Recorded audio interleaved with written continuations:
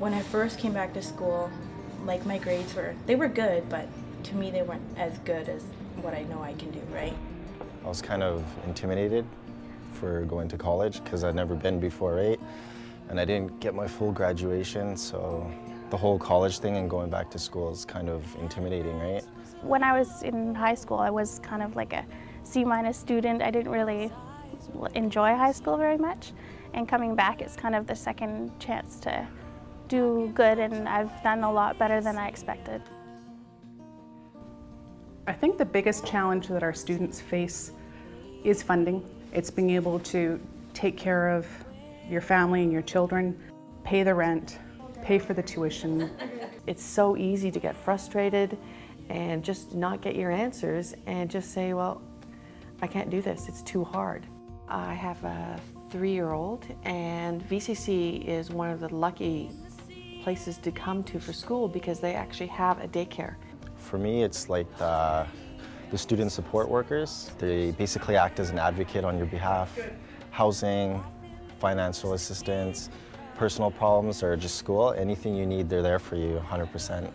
When I came to VCC, I wasn't aware there was an Aboriginal gathering place.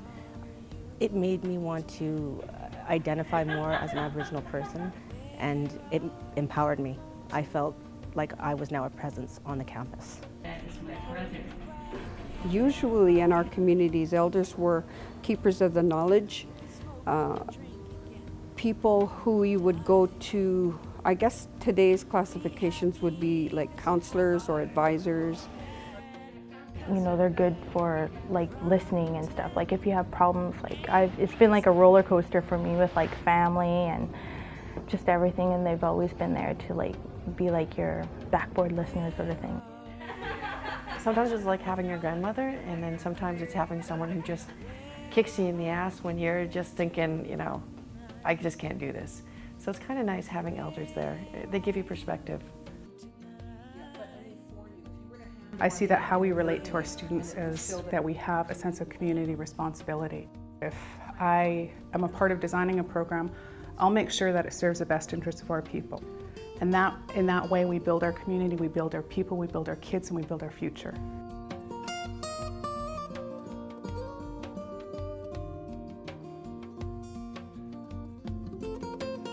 I've met several Aboriginal students who've been in VCC for several years. It's amazing, but they take it one little step at a time. They do their upgrading. They do their program prerequisites. They do their program, and then they transfer on. And it's amazing how these students have come from not having a high school diploma to be able to now, several years later, have a very successful career. I look forward to coming back and doing higher education because I know that there's a place within VCC that I feel secure. Coming here has totally changed my life, like my way of thinking. I don't sleep in anymore. I wake up every morning. I'm happy and I'm optimistic. There's no limit to how much schooling I can get, so it's pretty cool. Take a deep breath and just make the appointment, and that's the first step. Then everything else starts falling into place.